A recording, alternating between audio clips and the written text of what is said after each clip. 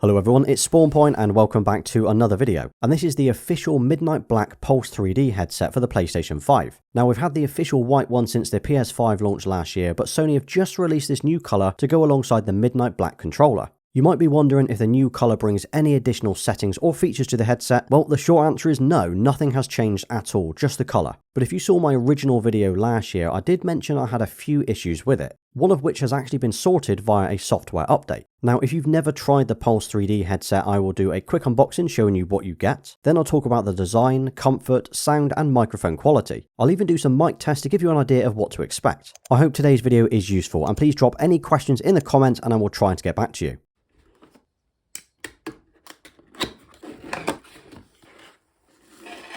Inside the box we've got the headset itself, there's the manual and a quick start guide, a USB-C charging cable that you can plug into your PlayStation 5, a 3.5mm headphone jack cable to plug into your controller, and a wireless USB dongle. That's everything that it comes with. Okay, so here are the new Pulse 3Ds. Now these look great in white, but in my opinion they look even better in Midnight Black. They have that minimal look to them and they clearly look on brand with the black controller. If I bring that black controller in here and show you, you can see the colour matches perfectly. But I'm not sure if you can see, it's not jet black or matte black, it's got a very slight hint of blue, it's a very dark blue, which I guess is where the Midnight name comes from. I have actually got another controller that I got from Colorware earlier this year, and this is matte black, but you can see the difference when they are side by side. You can very clearly see that one has got a hint of blue, and the other one is a very flat black. Now looking around the headset, it looks and feels really nice. The outer edge is a hard plastic, there's no flex here at all, but the inner piece here, this is rubber, it's a really soft rubbery texture. Now you can see as I move it, it kind of flexes and moves up and down, and that's to obviously accommodate your head. Then the outer ear cups, well these are a very hard plastic again, exactly the same as the top. The ear cups themselves, well these are made from a foam or like a fake leather material. They feel nice to the touch, but I can imagine these may be cracking over time. But looking at the headset itself, we've got some really nice details just like before. You've got the little PlayStation icon on both of the ear cups, and then you've got the small L and R logos on the inside of the band, so at least you know which way around to wear it. We'll look at the buttons and the ports in a second, but I think the overall look of this headset, especially in black, is nice. I really do like the minimal look to it and the shape of the band. Now all of the buttons on the Pulse 3Ds are on the left side, on the left cup. There's the power button, and once it's on you'll see a small LED light up on the side. This is the 3.5mm headphone jack, and you can use this to plug your headset into your controller if you don't want to use it wirelessly. It's great to see that we still have a USB-C port here, something that other headsets still have not adopted. The mute button can be toggled on and off by pressing it, and visually you can see it's muted by the orange accent. And as it's popped out, you can feel whether it's muted while you're gaming. This is the overall volume control of the headset, and here you can decide whether you want to monitor or hear your own voice. I usually have this set to on, as it stops me from shouting when I'm talking. It's actually pretty useful. And finally, there's a button to control the volume between your chat or your party chat and the in-game sound, just by pressing this up or down. Now when pressing any of these buttons, most of them will actually show up on screen. So as you're pressing the volume button for example, well this will show on screen so you can see exactly what you're doing. One thing you'll notice about the Pulse 3Ds is there's no mic arm or external microphone, and that's because the mic is actually built into the headset with these small holes. It means it looks nice, but it does have an impact on the sound quality. From my testing with it in party chats with friends, I have been told that I sound very far away from the mic as if I have the mic arm flipped up. It also picks up a lot of background noise, so anyone talking in the background or if the TV's on, that will be picked up in the chat. But I have done some mic tests to give you an idea of what this microphone sounds like, and I've compared it to a few other options as well. So this is a test on the Pulse 3D headphones in wireless mode, to give you an idea of what the audio quality is like, what my voice sounds like, the levels, how clear it is, and if there's any background noise. Okay, so this is the same test again, but this time I'm using the Pulse 3D headphones, but this time they're wired, so they're actually plugged directly into the controller. And again, this should give you a good idea of what the audio quality is like, if there's any background noise, and what the levels are like as well. And here's a headset that I use most of the time. These are the SteelSeries Arctis 7Ps.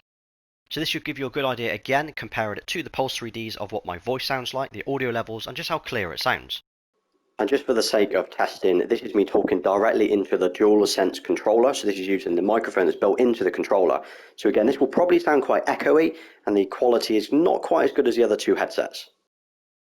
Now I like to use my headsets wirelessly, but the issue that I have with using this mic wirelessly is the fact you cannot mute the button from the controller. The only way to mute this headset is using the physical button on the side. For me that seems like a huge oversight and something that should definitely be supported for the PS5. Almost every other headset that I've used does support this, and it's far quicker and easier to use the controller. But when you're in wired mode, the mute button does work, but that's because the headset controls are not being used at all. Now when I first got the Pulse 3Ds last year, the white ones, I mentioned that I did not like the sound as they sounded very flat and had no bass at all. Plus the fact you couldn't adjust the levels meant you were stuck with the factory settings. I then sold mine and I bought a set of Astro A20s instead. Well, since then, Sony have actually released an update that allows you to adjust these settings straight from the console. This is exactly what we needed. Now this isn't a recent update, but since I didn't keep the original set, I have not been able to test it until now. So if you now bring up the quick launch menu and you go into the sound settings, you can see the EQ settings there as well. There are different presets to choose from, or you can create your own and save it. Plus it's quick and easy to do, and you can literally change the EQ settings during a game. This is awesome, as most headsets that come with this feature require you to plug them straight into your laptop or your PC. That means grabbing a cable, plugging it in, editing it, saving it, and then testing it on the PS5. At least now you can do it straight from the PS5 and you can tweak it as much as you need.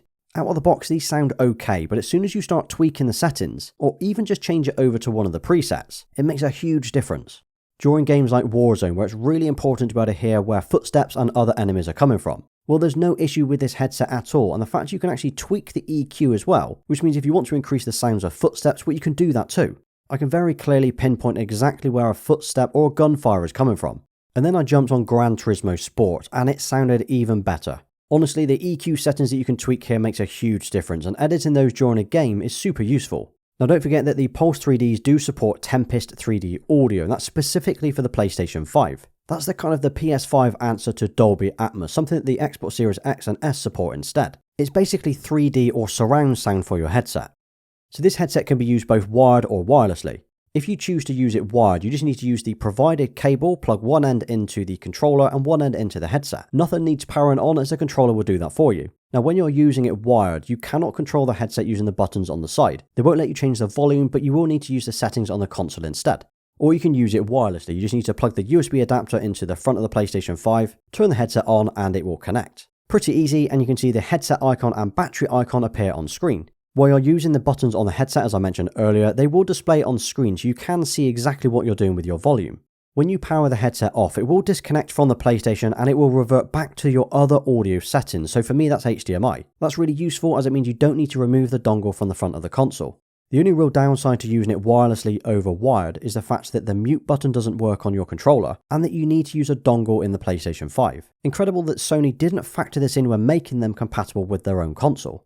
Comfort is pretty important when it comes to wearing a headset. I've had some others that I simply do not wear or do not use at all because they hurt my head. The Pulse 3Ds are okay. They don't feel tight at all. If anything, they feel a little bit loose. But the top band means it feels like it's kind of floating on your head. The foam pads on the ear cups are quite thick, so there is a chance that it might feel quite tight to begin with, but they will soften over time. When it comes to using the headset, PlayStation say you'll get around 12 hours of battery. That's enough for about 2 or 3 days for me, but I guess some of you might use that in a single sitting. Charging it is pretty straightforward. You've got the USB-C cable, which you plug into the headset itself, and the other end can go straight into the USB port on the PlayStation. And that's it, the icon will start flashing and you're good to go. Now we've got the midnight black headset and the controller, I do wonder what's next. Will we see a charging dock or even some official plates? As you can see, I've already got both, but these are not official. The plates are from D-Brand, which look very similar, but they don't have the PlayStation icon cutout. Then the dock here, well, this is an official dock, it's just been sprayed black. Or will we see a cosmic red headset next to match the controller that we saw back in June? I'm hoping that we see more colours and more accessories to match both of these controllers. But what about you? Are you interested in the black or the red, or are you happy with the original white design? Overall, I think the Pulse 3Ds are worth £90 or $100. They weren't last year, but that's because they were lacking the EQ settings. But this one extra and the way that it integrates into the PlayStation 5 dashboard means they are very, very good and a worthy buy. If you're interested in watching any of my other reviews for headsets, I've actually done the SteelSeries 7Ps as well as the Astro A20s.